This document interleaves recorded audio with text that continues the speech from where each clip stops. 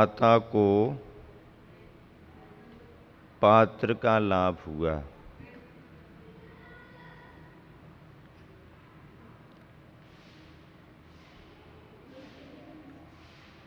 पात्र के माध्यम से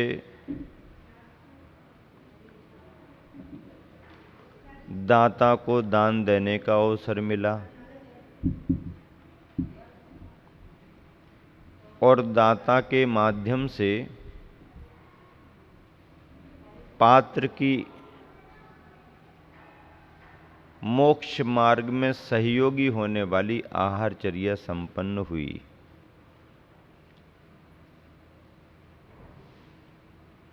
दाता का अपना स्थान है, पात्र का भी अपना स्थान है, पर जब कभी भी बात होती है तो महत्व तो पात्र का ही है।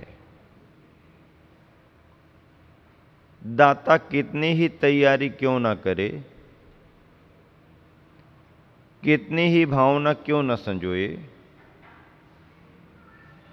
पर यदि पात्र उसकी सामग्री को स्वीकार ना करे तो दाता की सामग्री का मतलब क्या? पात्र ने सामग्री को स्वीकार किया है, पात्र ने दाता के यहाँ जाकर के अपनी चर्या करके दाता को दान का अवसर दिया है, तो इसमें महत्व तो पात्र का ही है। दाता का महत्व इस मायने में है कि पात्र हो भी और दाता ना हो तो, दाता ना हो तो आहार दान की क्रिया संपन्न नहीं हो पाएगी, पर मोक्ष मार्ग रुक जाएगा साधक का, पात्र का ऐसा नहीं है। साधक का मोक्ष मार्ग तो चलता रहेगा, दाता नहीं है तो आहार दान की क्रिया संपन्न नहीं हो पाएगी। लेकिन पात्र नहीं है तो दाता के दान धर्म की परंपरा कैसे चलेगी? दोनों की तुलना में अपनी अपनी भूमिका में दोनों का महत्व है। दाता की भूमिका में दाता का महत्व है, पात्र की भूमिका में पात्र का महत्व है, लेकिन फिर भी दोनों की तुलना करें तो दाता के सामने पात्र की श्रेष्ठता ही मानी जाती है। मूक माटी में वही दृश्य यहां पर रेखांकित किया गया है। नगर सेठ दाता ने अतिथि मुनि महाराज का पड़गाहन किया और आहार दान संपन्न किया। आहार दान संपन्न होने पर अतिथि ने पुनः मुख शुद्धि आदि करते हुए, भक्ति करते हुए प्रत्याख्यान के रूप में कायोत्सर्ग किया। आगे क्रम बढ़ता है, कायोत्सर्ग का विसर्जन हुआ। सेठ ने अपने विनीत करों से अतिथि के अभय चिन्ह चिन्हित उभय कर कमलों में संयम्योपकरण दिया। मयूर पंखों का संयम संबंधी उपकरण, संयमोपकरण प्रदान कर दिया। आहार के बाद में जैसे आप लोग महाराज जी का कायोत्सर्ग पूरा होने के बाद पिच्छी प्रदान कर देते हैं, वही क्रिया वहां पर संपन्न की गई। जो संयमोपकरण मृदुल, कोमल, लघु और मंजुल है। मृदुल है, कोमल है, लघु है, मंजुल है। पिछे परिवर्तन के दिन आप सबने मयूर पंख की विशेषताओं को सुना था। वही संदर्भ यहाँ पर गुरुवर ने लिखा है। तृषा बुझाने हेतु नहीं, परंतु शास्त्र स्वाध्याय के पूर्व। तृषा बुझाने हेतु नहीं, परंतु शास्त्र स्वाध्याय के पूर्व और शौचादि क्रियाओं के बाद हस्त पादादि शुद्धि हेतु शौचोपकरण कमंडलू में प्रासों को जल भर दिया गया। अब जल भर दिया गया का मतलब क्या? यहां तो आहार संपन्न हो गया, अब आप बार बार आओगे नहीं, अपनी जगह पर रहोगे, जरूरत पड़ेगी तो कमंडल में पानी भर दो, ऐसा नहीं है। कमंडलू में जल केवल शुद्धि के लिए रखा जाता है, प्यास बुझाने के लिए, पानी पीने के लिए नहीं।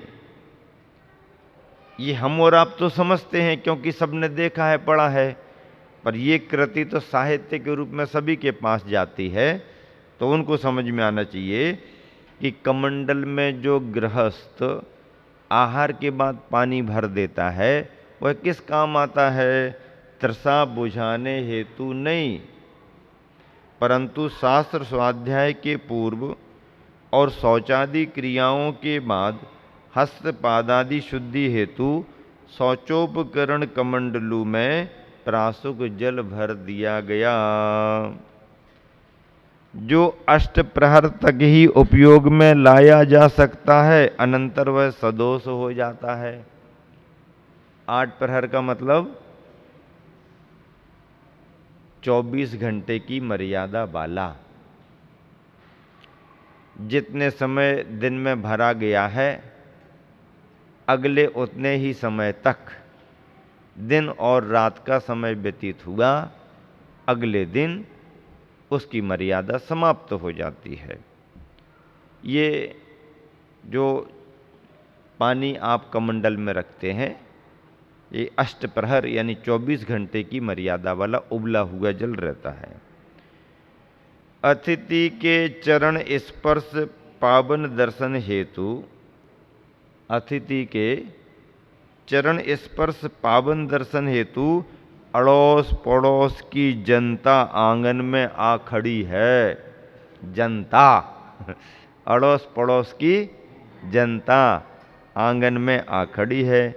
ज्यों ही अतिथि का आंगन में आना हुआ, त्यों ही जय घोष से गूंज उठा नवमंडल भी। त्यों ही जय घोष से गूंज उठा नवमंडल भी।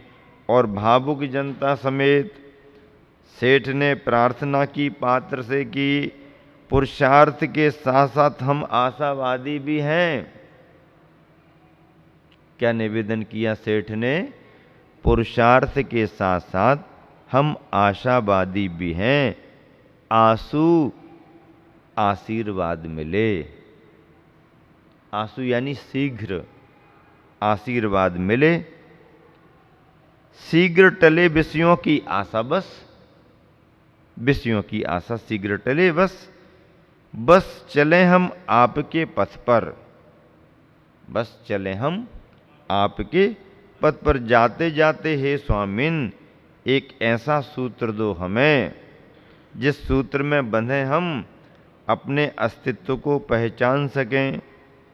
कहीं भी गिरी हो ससूत्र सुई, कहीं भी गिरी हो ससूत्र, ससूत्र यानी सूत्र सहित, यानी धागे सहित, सुई सो कभी खोती नहीं। कहीं भी गिरी हो ससूत्र सुई, सो कभी खोती नहीं। इस पर अतिथि सोचता है कि उपदेश के योग्य यह ना ही स्थान है ना समय। उपदेश के योग्य यह ना ही स्थान है ना समय। तथापि भीतरी करुणा उमड़ पड़ी। सीप से मोती की भांति पात्र के मुख से कुछ शब्द निकलते हैं।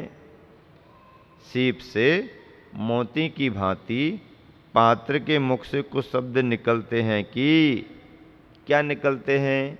पात्र से, गुरुवर से, मुनि से, अतिथि से, बाहर यह जो कुछ भी दिख रहा है सो मैं नहीं हूँ, सो मैं नहीं हूँ। बाहर यह जो कुछ भी दिख रहा है सो मैं नहीं हूँ, सो मैं नहीं हूँ, और वह मेरा भी नहीं है। मैं नहीं हूँ और वह मेरा भी नहीं है। ये आँखें मुझे देख नहीं सकती, ये आँखें मुझे देख नहीं सकती, मुझ में देखने की शक्ति है, मुझ में देखने की शक्ति है। आँखों में देखने की शक्ति है या मुझ में देखने की शक्ति है? मुझ में देखने की शक्ति है। उसी का मैं सृष्टा था, हूँ, रहूँगा। उसी शक्ति का सृष्टा मैं था, हूँ, रहूँगा। सभी का दृष्टा था, हूँ, रहूँगा। सभी का दृष्टा था, हूँ, रहूँगा। बाहर यह जो कुछ भी दिख रहा है सो मैं नहीं हूँ। यूं कहते कहते पात्र के पद चल पड़े उपवन की ओर। पीठ हो गई दर्शकों की ओर। आहार से निकल रहे हैं महाराज। घर के अंदर से निकल कर के प्रांगण में आए हुए हैं, जहां आस पड़ोस की जनता श्रद्धालु जन दर्शनार्थ प्रतीक्षारत हैं और दर्शन वंदना की आस लेके आशीर्वाद लेते हुए कुछ सूत्र दे दो स्वामिन, जाते जाते कुछ सूत्र बताओ। क्यों? क्योंकि सूत्र हो तो सुरक्षा है। उदाहरण क्या दिया? सुई में यदि सूत्र धागा है तो सुई गुम नहीं पाती, और कुछ समय को अदृश्य ओझल हो जाए, गुम भी जाए, तो वह पुनः धागे के माध्यम से पकड़ में आ जाती है। और धागा नहीं हो सुई में तो आंखें उस बारीक बारीक सुई को पकड़ नहीं पाती, बारीक बारीक सुई को पकड़ नहीं पाती। तो गुरुवर कह रहे हैं कि सुई में धागा हो तो सुई सुरक्षित रहती है। ऐसे ही कुछ सूत्र दे दो ताकि हमारी सुरक्षा रहे। तो यह सोच करके कि ये जगह उपदेश के लिए भी अनुकूल नहीं है और ज़्यादा समय रुकने बैठने के लिए अनुकूल नहीं है, तो जाते जाते सूत्र दे दिया। क्या सूत्र दे दिया? यह जो कुछ भी दिख रहा है सो मैं नहीं हूँ। क्या? यह जो कुछ भी दिख रहा है सो मैं नहीं हूँ और मेरा भी नहीं है। दिखाई देने वाला तत्व जो भी है वह मैं नहीं हूँ और मेरा भी नहीं है, क्योंकि जो दिखाई देगा वो पुद्गल का अंग है, पुद्गल का अंश है। पुद्गल में स्पर्श, रस, गंध और वर्ण यानी रूप हैं।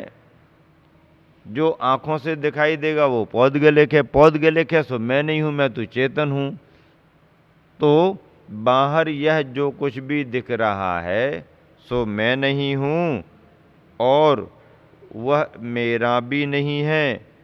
मुझ में देखने की शक्ति है, ये आंखें मुझे देख नहीं सकती, मुझ में देखने की शक्ति है।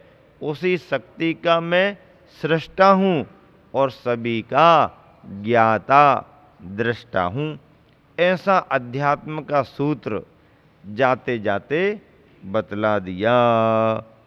यूं कहते कहते पात्र के पद चल पड़े उपवन की ओर। पीठ हो गई दर्शकों की ओर। पात्र के पीछे पीछे छाया की भांति कर में कमंडलू ले सेठ चल रहा है। नगर के निकट उपवन है, उपवन में नसिया जी है। अब देखो, नगर के निकट उपवन है, उपवन में नसिया जी है, जिसका शिखर गगन चूमता है। शिखर का कलश चमक रहा है। अपनी स्वर्णिम कांति से कलश बता रहा है कि संसार की जितनी भी चमक दमक है वह सब भ्रमित है, भ्रामक भी, सतपथ की गमक नहीं है। 52 डेरी जिनालय के शिखर चमक रहे हैं। नसिया जी में जिन बिंब है, नयन मनोहर नेमिनाथ के बिंब का दर्शन हुआ। मूक माटी में नेमिनाथ भगवान के दर्शन करा दिए। नगर के निकट नसिया जी में, उपवन में नसिया जी में नेमिनाथ विराजमान हैं। नसिया जी में जिन बिंब है, नयन मनोहर नेमिनाथ के बिंब का दर्शन हुआ। निज का भान हुआ, तन रोमांचित हुआ, हर्ष का गान हुआ। एक बार और गुरु चरणों में सेठ ने प्रणिपात किया। लौटने का उपक्रम हुआ, पर तन टूटने लगा। छोड़ने तो आ गए, अब महाराज जी अपने कार्य में लगेंगे। अब अपन को वापस चलना है।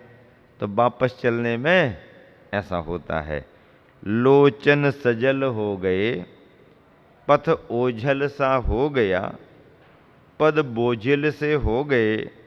रोका पर रुक न सका रुदन, फूट फूट कर रोने लगा।